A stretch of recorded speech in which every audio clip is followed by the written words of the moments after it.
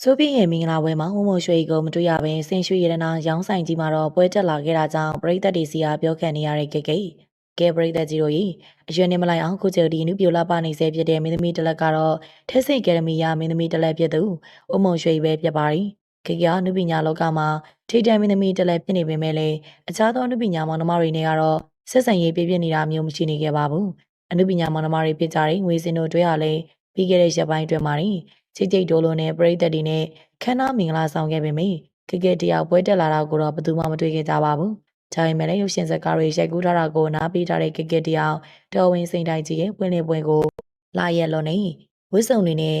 ပုံစံတစ်မျိုးပြအောင်ပွဲတက်လာခဲ့တာပဲဖြစ်ပါရီ။ပရိသတ်တွေအနေနဲ့ကတော့နုပညာမောင်နှမချင်းချင်းရဲ့ပွဲကိုမတက်လို့မိကုံထုတ်နေခဲ့ကြရဲဆိုပေမဲ့တကားပွဲတက်လာတိုင်းမယိုးရတဲ့ fashion တွေကြောင့်